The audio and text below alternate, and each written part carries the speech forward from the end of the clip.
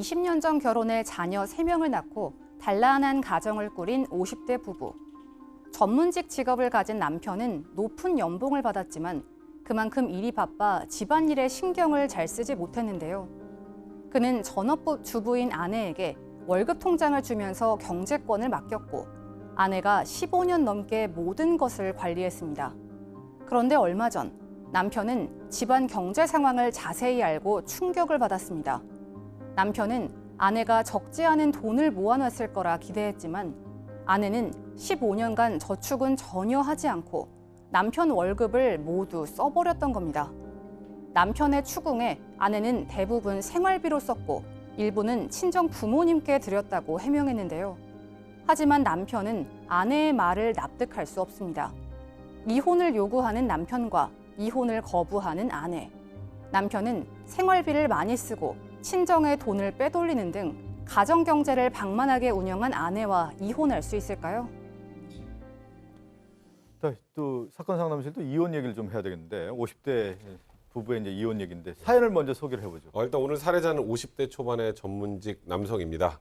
일단 공부하고 시험 보고 일하고 정말 바쁘게 살다가 친척 어른의 소개로 지금의 아내를 만나서 결혼을 하게 됩니다. 네. 근데 처음에 정말 예뻤나 봐요. 이 남성분이 보기에 웃는 모습이 너무 예쁘고 상냥한 아내를 보고 첫눈에 반했다고 합니다. 그래서 굉장히 일사천리로 결혼이 진행이 됐고 지금 이 두 부부 사이에는 3명의 아이를 갖고 이제 평범한 가정을 꾸리고 있었어요. 근데 이 남편이 이제 본인의 일에 대한 자부심이 굉장히 강하고 성격이 남한테 지는 걸 절대 싫어합니다.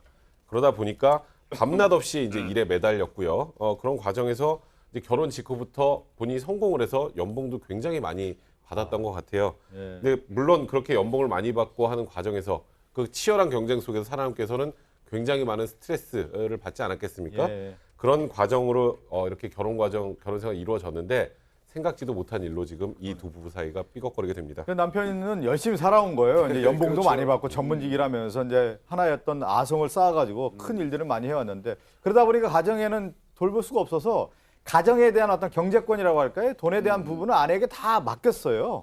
이제 결혼하고 나서 한 2년 정도 되니까 아이도 태어났잖아요.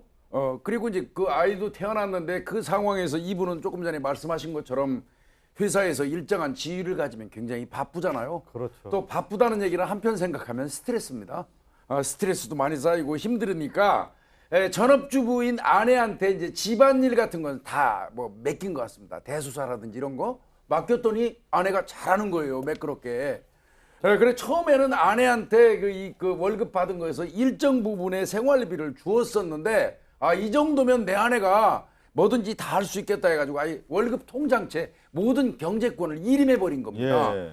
그러니까 이분이 그 당시에 받고 있던 돈은 1,000만 원이 월급이 넘었고요. 그 다음에 연말에 성과급까지 포함을 하면 상당히 큰 돈을 아내한테 지속적으로 줬던 것 같습니다. 예. 이렇게 이제 지속적으로 줬다라는 것은 아내를 믿었다는 거 아니겠습니까? 믿고 매사 이제 모든 일을 잘하니까 아내가 잘하겠지 하고 돈을 다 맡겼는데 알고 봤더니 통장에 0원이에요. 네.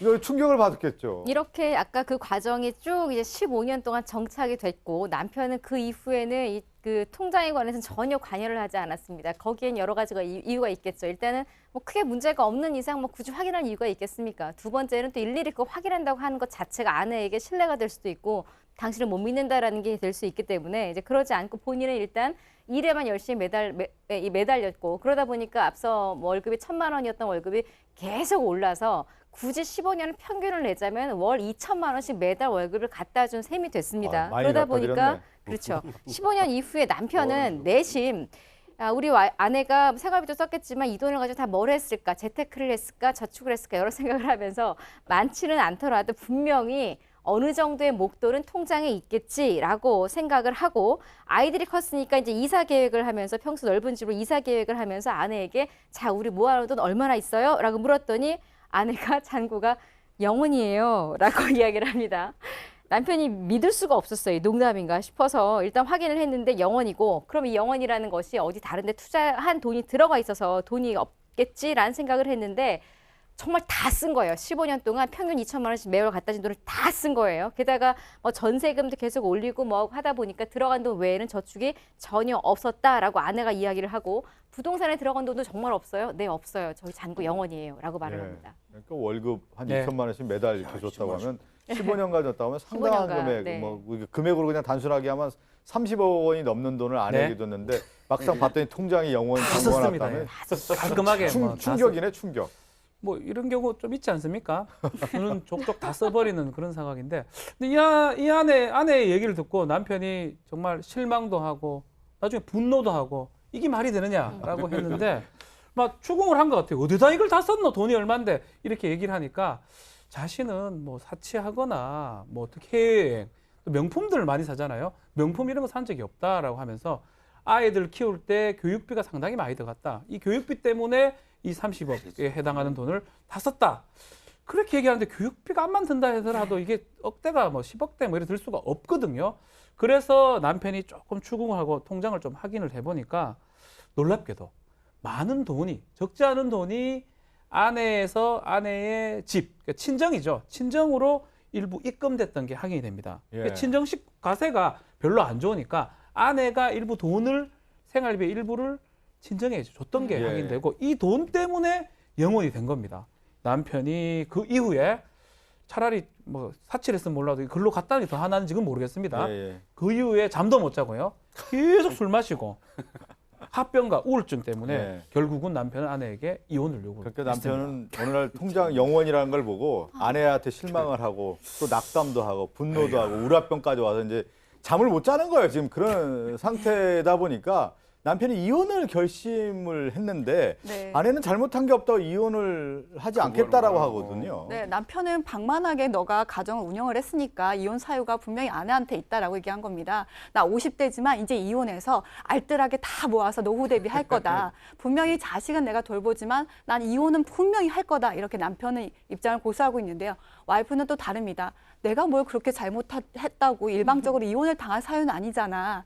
내가 과소비한 것도 아니고 사치한 것도 아니고 이제 통장 다 맡기고 다 남편한테 줄 테니까 이혼만은 못한다. 이렇게 고수를 하고 있습니다. 그래서 더 갈등이 되고 있어서요. 현재는 같은 집에 살고 있지만 말도 한마디 안 한다고 합니다. 오늘은 뭐 제가 이제 사회자로서 누구 편을 들 수가 없는데 네, 오늘 참. 남편 입장에서 생각을 하니까 저도 좀 화는 나죠. 갑자기 답답한 얼굴이 면이 있는데 벌개지셨네요. 얼굴 벌개져서 영원이라는 소리에 그냥 갑자기 깜짝 놀랐는데 자 오늘 사연 보내주신 50대 남성의 궁금증을 좀 간략하게 저희가 정리를 해봤습니다. 첫 번째는요 상의 없이 친정에 돈을 보내고 생활비로 월급을 모두 쓴 아내 이혼 사유가 되나요? 라는 질문이고요. 두 번째는 방만한 가게 운영에 책임을 물어서 재산 분할 비율을 조정할 수 있겠습니까? 라는 질문인데 첫 번째부터 좀 살펴보죠. 영원입니다. 다 썼다라는 네. 거예요. 이혼 사유가 될 수 있는 거 아닌가요? 뭐 진행자가 얼굴이 네. 벌개질 정도 상황이면 당연히 이혼 사유가 되겠죠. 그러니까 네. 통상적으로 단순한 과소비 정도에 불과하다면 그러면 이혼 사유가 되지 않는데 지금 생각해 보세요. 평균 2천만 원, 대략 36억 정도의 돈을 다 써버렸다는 거 하나 이제 그것도 문제지만 지금 남편하고 전혀 상의 없이 친정에 돈을 다 갖다 줬잖아요. 아, 그리고 거기다가 지금 거의 영원 상황이면 이거 나중에 빚까지 상황 정도까지 처하게 될 텐데 이제 과거의 판례를 보면 이런 게 있습니다. 대기업에 다니던 한 남편이 지방 발령이 나요. 지방 발령이 나니까 이제 아내한테 다 맡기고 이제 아내는 남편이 지방에 가니까 외로워서 TV를 보다 홈쇼핑 중독이 됩니다. 그래서 1년에 홈쇼핑으로 4천만 원 이상을 써요. 그리고 신용카드로 카드 대출까지 받아 또 1,000만 원까지. 그러니까 이 정도면은 대기업 다니는 사람이라 충분히 메꿀 수 있는 정도의 수준에 이르긴 하지만 이게 더 나가서 빚까지 생길 정도가 되고 이게 남편과 전혀 상의 없이 진행을 한 것 아니겠습니까? 그래서 이 경우에도 이혼 사유가 된다고 봤어요. 그러면 예. 이 여성이 최소한 친정에 많은 돈을 지원하기 전에는 남편과 최소한의 상의를 했어야 되는데 그 상의도 하지 않고 모든 돈을 다 써버렸다면 이 정도면 충분히 이혼 사유가 됩니다. 저는 충분하지 않다고 생각이 듭니다. 여기서 좀 더 나가야 이혼 사유가 되지 않을까. 뭐 친정은 뭐 부모 아닙니까? 좀 정말로 사치를 했거나 가소비를 했거나 아니면 채무를 막 사채를 쓰고 이렇게 됐다 하는 모르겠지만 그래도 뭐 빚은 없잖아요. 영은 딱 맞춰서 법만큼 맞췄어요? 쓴 거거든요. 뭐 설명을 좀 하고 상의를 했으면 그랬으면 좋았겠지만 상의 안 했던 부분은 상의하면 줍니까? 안 주는 거 뻔하니까 이렇게 썼겠죠. 어떻게 썼는지 정말 가세가 기울어져서 정말 어쩔 수 없어서 정말 누가 보더라도 그건 누구라도 돼야 될 뭐 그런 상황이 입증이 된다면 저는 뭐 좀 이혼을 안 했으면 좋겠다 이런 생각이 좀 듭니다. 차적으로요. 지금 말씀하셨던 것처럼 뭐 어느 정도까지라면 용인이 될 수 있겠지만 지금 이 십수년간 30억이 넘는 돈을 아내가 맡아서 한 번도 남편과 상의하지 않았다. 지금 말씀하셨던 것처럼 1차적으로 제일 중요한 건 우리 가족이 어떻게 사느냐가 1번이고 그러니까 부양의무가 있다고 하더라도 2차적 부양의무예요. 예. 그리고 이 정도로 많은 돈을 사용하고 친정에 보내려면 지금 좀 전에 박주민에서 그런 얘기 하셨잖아요. 막 저 물어보면 남편이 해줍니까? 안 해줄 걸 한 것 자체가 이혼 사유라는 거예요. 그래서 이제 그 이런 걸 부분을- 확인하고 합의하지 않았다는 건 이건 충분히 이혼 사유. 그 그 부분을- 박지원 변호사하고 백성문 변호사 이혼하게 생겼습니다. 아니요, 이게 저가 다 따져봐야 되는 거예요. 사실은 30억이라 해서 다 토탈을 그럼 진작에 확인하든가 왜 이제 와서 확인합니까? 진작에 얼마에 남았냐, 뭐 해보자 얘기하든가 이제 와서 십몇 년 수 지나서 확인했던 남편 잘못 저는 분명히 있다고 보거든요. 이거를 한쪽만 뭐 아내가 기본적으로 잘못했지만 과연 두 사람의 이 부부 생활을 깰 만한 사유가 되는지 아니면 합의 이혼하면 되죠. 안 되면 두 사람은- 이혼 사유가 예. 되는 거는 예. 조금 어렵지 않나 저는 생각이 두 분을 듭니다. 잠깐 이혼시키고 제가 조금만 끼자면 저는 법적인 이야기를 할 위치는 아닙니다만 제 생각에는 아까 쇼핑을 막 하면서 가사를 탕진한 사례와 이 사례는 다른 것 같긴 해요. 이 여성이 아마 처음부터 사기를 치려고 남편 돈을 야금야금 빼먹으려고 하진 않았을 거예요. 아마도 본인이 통장 관리를 하고 집안에 힘든 일이 있으니까 처음에 조금 졌을 수는 있는데 문제는 제가 지적하고 싶은 문제는 이후에 이게 지속적으로 반복되고 목돈이 됐을 때 정도는 적어도 남편에게 상의를 하는 게 맞지 않았을까. 예. 처음에만 해도 조금 빌려드렸다가 다시 받아야지 생각을 해줄 수는 있겠습니다만